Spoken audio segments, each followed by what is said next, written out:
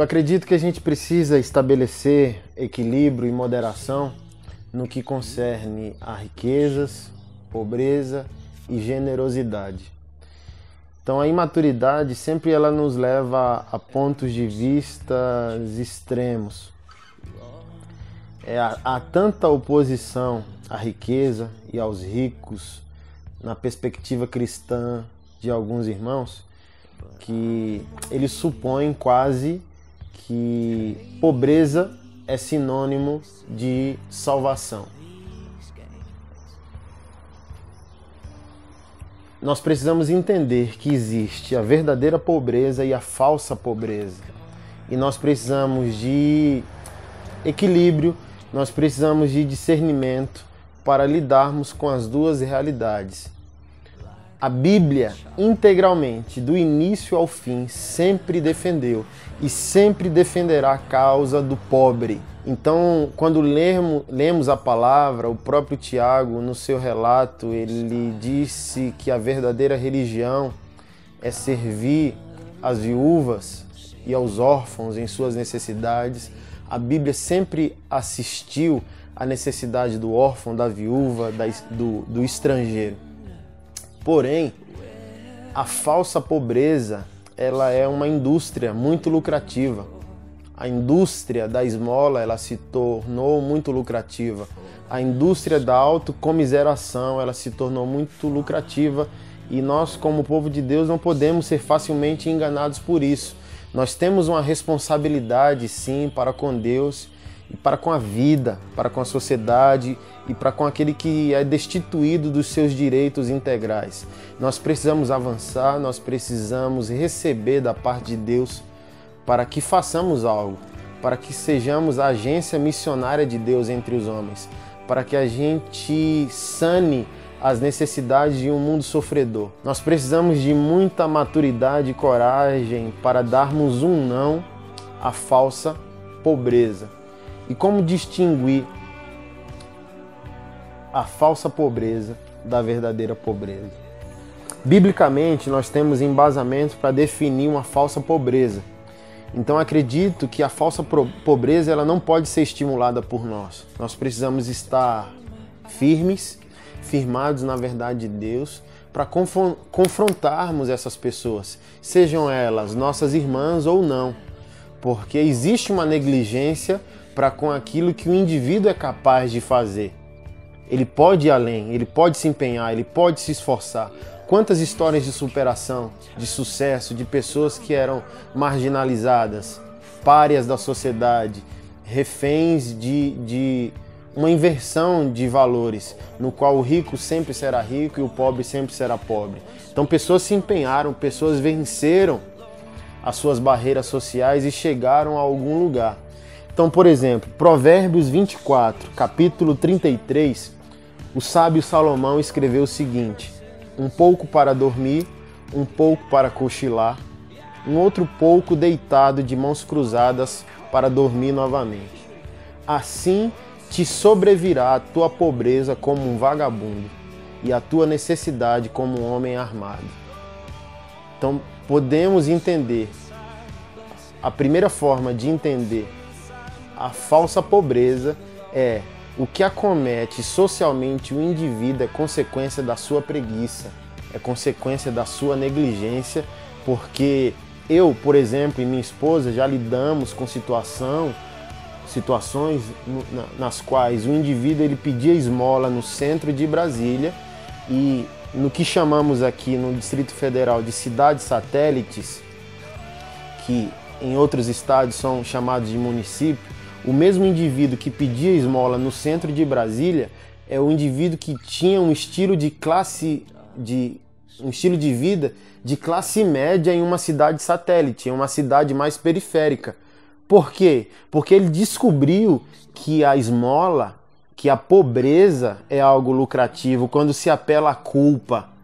A culpa para aquele que está trabalhando, a culpa para aquele que está estudando, a culpa para aquele que está lutando para realizar os seus sonhos. Você pode observar isso, que quando você está no restaurante comendo, quando você está fazendo compras, que alguém supostamente pobre chega até você para pedir uma ajuda, ele insiste até afetar a tua consciência, até afetar a tua culpa, como se o que você estivesse fazendo fosse algo indigno, porque aparentemente ele está à margem, aparentemente você está numa posição melhor que a dele, almoçando com a sua família, fazendo compras.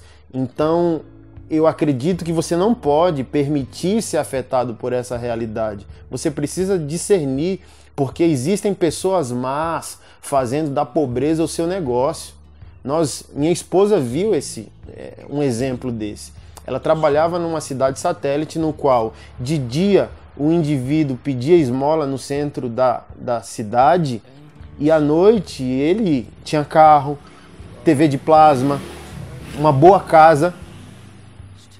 Isso nos entristece, isso faz com que a gente se posicione buscando em Deus um senso maior das coisas. Não podemos praticar o que é característico ao reino de Deus através de culpa, através da necessidade em si, porque a necessidade ela sempre vai existir. Nós temos que andar por discernimento, nós temos que andar por direção de Deus, nós temos que andar por princípios, porque a necessidade ela sempre existiu, ela sempre vai existir. E eu não posso caminhar através de culpa, eu não posso caminhar sendo pressionado pelo outro para que eu faça aquilo que ele quer que ele faça. Eu tenho que ser direcionado por Deus. Você quer um exemplo? Há uma situação no qual uma mulher chamada Maria, ela pega um perfume muito caro, quebra esse perfume e unge Jesus. E enxuga aquele perfume com seus cabelos. Judas, que de certa forma era o tesoureiro de Jesus, carregava as ofertas que eram dadas para que Jesus fizesse sua missão com seus discípulos. Ele ficou muito indignado, porque aquele perfume era muito caro. Poderia ter sido vendido e ter dado aos pobres. E o relato bíblico diz que Judas não se indignou por causa dos pobres, ele se indignou porque ele carregava a sacola, ele administrava o dinheiro e ele era ladrão. Então era uma boa oportunidade dele ganhar uma grana. Porém, Jesus disse o seguinte, que o que Maria fez com ele deveria ser feito, porque os pobres sempre estariam conosco. E o que nós podemos entender através do Mestre? Nós temos obrigações a cumprir com nós mesmos e com a vida. Os pobres e a oportunidade de servi-los, ela sempre estará aí. Então, nós não podemos nos sentir culpados pelo nosso trabalho.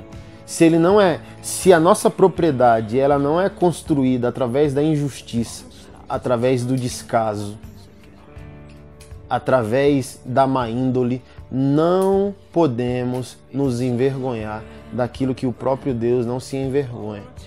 O apóstolo Paulo, ao escrever 2 Tessalonicenses, capítulo 3, verso 10, disse o seguinte: quando ainda estávamos com vocês, nós lhes ordenamos isto: se alguém não quiser trabalhar, não coma. Pois ouvimos que alguns de vocês estão ociosos, não trabalham, mas andam se intrometendo na vida alheia. A tais pessoas ordenamos e exortamos no Senhor Jesus Cristo que trabalhem tranquilamente e comam o seu próprio pão. Então a segunda forma de entendermos é a falta de empenho que uma pessoa pode ter em sair da sua situação. Porque a pobreza ela pode nos acometer momentaneamente. Mas o trabalho sempre foi projeto de Deus para o homem. O trabalho não é consequência do pecado de Adão. Adão já trabalhava. Mas o Senhor diz que através do sofrimento, do suor do seu rosto, ele comeria o seu pão. Mas ele foi chamado ao trabalho desde o plano perfeito de Deus para o homem. Desde o plano perfeito de Deus para a sua criação. Então a segunda forma de entender é: podemos até servir uma pessoa que se encontra numa situação de pobreza a um dado momento, no segundo momento, nós precisamos convidar aquela pessoa a um desenvolvimento da sua vida, para que ela saia daquela situação. Eu ouvia do meu pastor algo que eu não concordava. Departamento de Assistência Social na nossa igreja mãe, e o pastor ele falava do púlpito: irmão, não se sinta feliz ao ser mantido pela assistência social da nossa igreja. Entenda que é um momento que você está passando, mas a vontade de Deus para a sua vida é para que um dia você avance, amadureça, tenha para você e tenha como ajudar as pessoas. Então essas duas formas de entender uma falsa pobreza que compartilhei com vocês é a forma na qual eu estou me posicionando, porque eu sou alguém dado. Mas ao perceber essa falsa pobreza, que ela deprecia aquele que trabalha, ela deprecia aquele que tem, ela inveja a posição do outro, ela busca fazer com que o outro se sinta culpado por aquilo que é fruto do seu trabalho. E um trabalho digno, honroso, honesto, baseado nos princípios de justiça do reino de Deus. Uma forma de entendermos a verdadeira pobreza é quando percebemos que não existe a menor possibilidade da pessoa deixar de ser e deixar de existir naquele ambiente que a vida proporcionou a ela. É necessário uma imersão na vida dela, é necessário uma imersão no contexto que ela vive para que ela seja primeiramente suprida, porque eu concordo com a seguinte máxima: a fome é surda. Então, se você não alimenta o pobre, se você não supre suas necessidades básicas, ele não vai estar interessado no que você possa falar sobre Deus e sobre o Evangelho. Então meu coração precisa ser quebrantado com as reais necessidades de alguém, para com aquele que é verdadeiramente pobre, verdadeiramente órfão, verdadeiramente viúva, estrangeiro, destituídos dos seus direitos fundamentais. Então, se a pessoa não possui os instrumentos necessários para desenvolver imediatamente a sua vida, ela pode ser considerada verdadeiramente pobre e precisa do nosso posicionamento, precisa do posicionamento da igreja para que haja um resgate não só espiritual, mas haja também um resgate social da vida daquela pessoa, sabendo que o fim de tudo é levar a pessoa a um novo posicionamento, a um novo estilo de vida. Ela não pode ser refém o resto de sua vida. Ela não pode viver na dependência o resto da sua vida. Olha o que o apóstolo Paulo escreveu aos Efésios, capítulo 4, verso 28. O que furtava, não furte mais. Antes trabalhe, fazendo algo de útil com as mãos, para que tenha o que repartir com quem estiver com necessidade. Então esse é sempre o objetivo, tirar alguém de um lugar de morte, de um lugar de fragilidade, seja ela existencial ou social, e trabalhar com ela, para que ela chegue numa posição no qual ela encontre um bem-estar para com a vida dela, mas também ela se torne habilitada para ser um canal de Deus para a necessidade do outro. Porque, de fato, irmão, há algo maravilhoso aqui em Provérbios 19, verso 17, que o sábio diz o seguinte: ao Senhor empresta o que se compadece do pobre, e Deus lhe pagará o benefício. Então precisamos nos atentar de fato à causa do pobre. O texto é forte. Ele diz que aquele que ama o pobre, que serve o pobre, ele está emprestando a Deus. Deus se torna o devedor daquele que assume a causa do pobre. Então, falando sobre equilíbrio, falando sobre moderação, sobre essa tríade, riqueza, pobreza e generosidade, nós precisamos concluir que pobreza não é sinônimo de humildade. Nós podemos e nós encontramos diariamente pessoas pobres, pessoas destituídas e orgulhosas, altivas, arrogantes e de repente não aptas a repartir o pouco que têm. Então nós precisamos entender que ser pobre não é ter acesso direto ao reino de Deus. Quando também o Evangelho ele fala de pobreza, ele fala de pobreza de alma, que faz com que o indivíduo ele sempre seja dependente da graça de Deus. Então não é o fato do indivíduo ser pobre socialmente que ele é salvo diante de Deus. E não podemos fazer a acepção de pessoas que a Bíblia condena de um modo inverso, porque a Bíblia assistiria o rico se esse fosse marginalizado e destituído. A Bíblia assiste ao pobre porque culturalmente existe essa depreciação, essa acepção. Eu esculpo o pobre em benefício do rico. Mas se nós incluíssemos o pobre em depreciação ao rico, o Evangelho também nos condenaria. Então a gente precisa de sobriedade. Por exemplo, o discípulo que foi tirar o corpo de Jesus do túmulo para sepultá-lo era alguém de relevância social, era alguém de posse. Então, ter ou não ter nunca foi sinônimo de pertencimento ao reino de Deus. Porque, por exemplo, na história do jovem rico, o problema não é dinheiro, o problema é critério. O jovem rico era definido a partir do que tinha. Ele definia a sua identidade através do seu patrimônio. Ele era amado a partir do seu patrimônio. Então, quando Jesus o convida a segui-lo, abrindo mão de toda a riqueza, o Senhor não está fazendo apologia à pobreza. O Senhor está percebendo o critério pelo qual aquele jovem se coloca de pé diante da vida. Então, o Senhor está fazendo com que ele abra mão de uma identidade postiça, de uma identidade falsa. Ele se posiciona a partir da sua propriedade e ele é amado a partir da sua propriedade. Abra mão da sua propriedade e me siga, que eu vou te comunicar uma nova vida, uma nova identidade. Você vai ser amado a partir do que é e não a partir do que tem. Então a Bíblia, ela jamais faz apologia à pobreza. Ela ofende o rico quando o rico peca contra aquilo que é característico ao reino de Deus. Mas o reino de Deus é para todos. Então não podemos desenvolver uma pobreza ditatorial.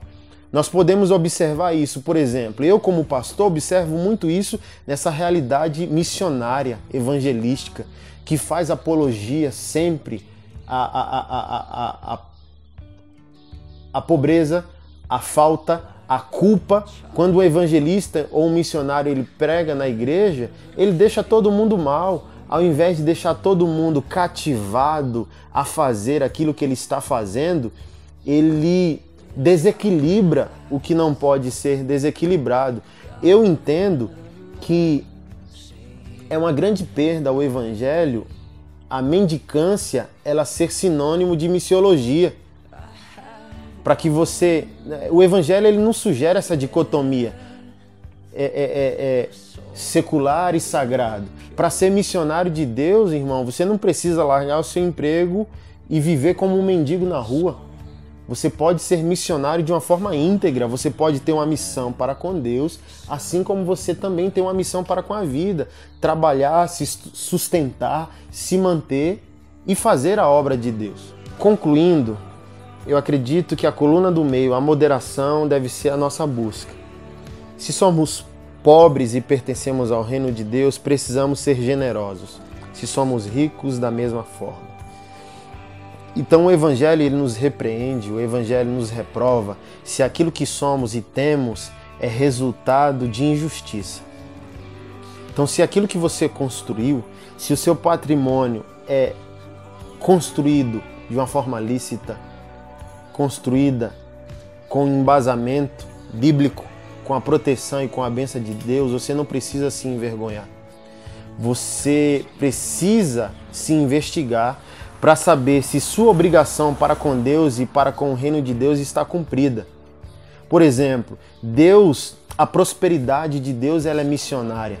Tudo aquilo que Deus nos dá tudo aquilo que Deus faz para nós, Ele tem o intuito de fazer através de nós. Então Deus supre a nossa necessidade com o interesse de suprir a necessidade de outro através de nós. Então eu não estou fazendo uma apologia à posse e desmerecendo a pobreza. Eu estou fazendo uma apologia ao equilíbrio, à moderação. Você não é negligente para com o reino de Deus, você não é negligente para com o próximo, não se envergonhe do que você tem. Não se envergonhe da provisão que o teu trabalho te trouxe. Cada homem, ele viverá de acordo com o resultado do seu estudo e do seu trabalho. Se você estudou e o seu estudo te levou a uma realidade profissional, você não pode se sentir culpado por isso. Você não pode ser pressionado por uma mentalidade ditatorial de pessoas que possuem a possibilidade de crescerem na vida e não crescem. Ou seja, a opinião que ela tece sobre você, ela tece a partir de si mesma. Ou seja, o sucesso do outro é a lembrança do meu fracasso. Então, bem provavelmente, quando a pessoa ela fala sobre justiça, ela não está falando sobre a justiça de Deus. Ela está falando sobre a culpa que o sucesso do outro gera ao fracasso dela, porque ela teve a mesma oportunidade do outro, porém não trilhou o mesmo caminho. Então não se preocupe com a falsa pobreza, confronte a falsa pobreza. Se você teve sucesso para com a tua vida, se o teu estudo proporcionou para você um trabalho e uma renda digna, se pergunte: eu estou sendo fiel para com Deus, para com o reino de Deus e para com aquilo que é característico ao reino de Deus? Eu me disponho a ser uma extensão da prosperidade de Deus para o benefício de alguém? Eu assumo a causa do pobre? Eu invisto no resgate social da vida de pessoas? Eu disponho das minhas riquezas e da minha propriedade para servir, para resgatar o perdido? Sua missão está cumprida. Então não pense além disso, porque pensar além disso também é pecar contra Deus.